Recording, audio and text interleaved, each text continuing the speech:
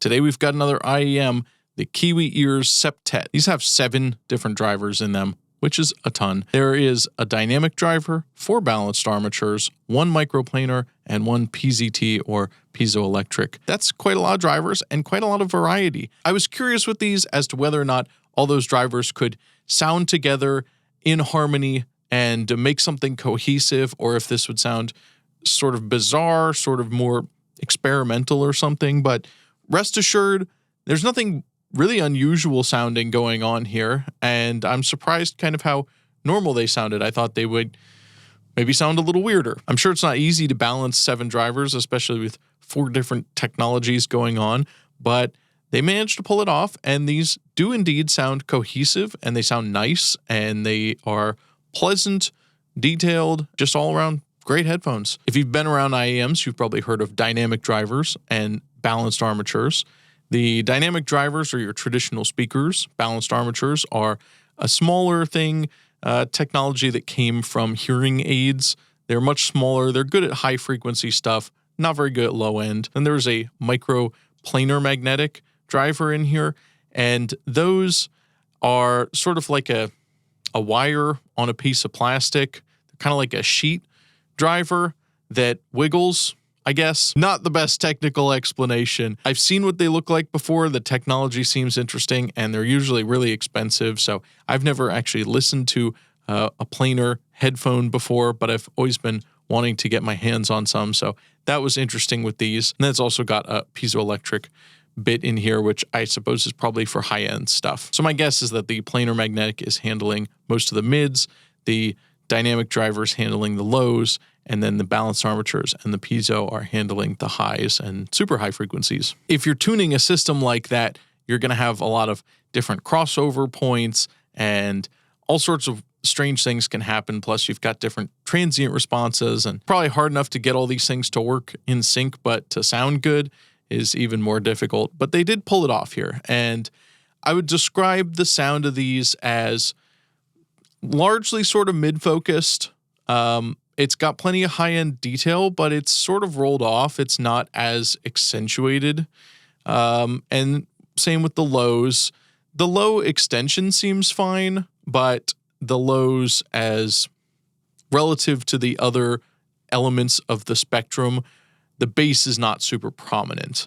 Now, the mids on these aren't like overwhelmingly like exaggerated, but I would describe these as fairly balanced, probably my most flat and kind of, if you can say, transparent IEMs. A lot of IEMs tend to be very scooped, kind of hyped bass, hyped top end, especially many have a hyped top end because I think that's easier to pull off with the technology. A hyped bass is more difficult. So really cheap IEMs tend to be scooped and bright and harsh. And as you get a little more expensive, you can get ones that have much better bass, but they still often tend to be kind of scooped, especially if you're mixing a dynamic driver and balanced armatures. It can be hard to get the mid-range there. These have really nice balance, really great mid-range throughout that's got lots of body, lots of life to it. And if you're not going for just the kind of more hyped experience, you want something a little more laid back, these are great. They are a kind of semi-open back design, so they don't have great isolation from the outside world, which can be good or bad. You may want some IEMs that allow you to be kind of more in your environment and not quite so isolated, in which case these are great. If you do want isolation, they're not going to do a great job at that. There's some, but they're kind of semi-open, so you get a lot more leakage from the outside. They also require a lot of power. Now, I've been able to drive them loud enough with pretty much everything I have. On my phone, I can turn these up all the way, and they're still not too loud. They're loud enough, but they're not going to blast you. These feel a little more like a sophisticated hi-fi experience, and you would probably want an amp with these depending on your gear. On my audio interface on my PC, I am able to get them plenty loud, but again, that's, an extra part.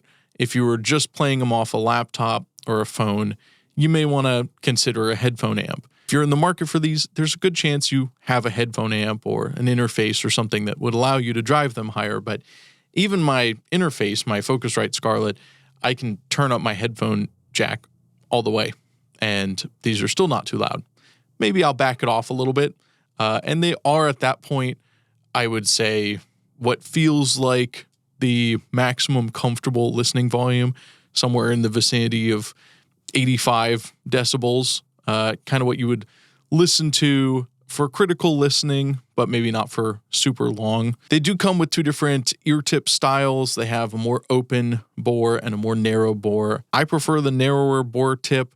They don't have an overwhelming amount of bass, so I like to bring out what's there. The treble on these is also not super exaggerated, so an open bore tip may bring out more high-end detail.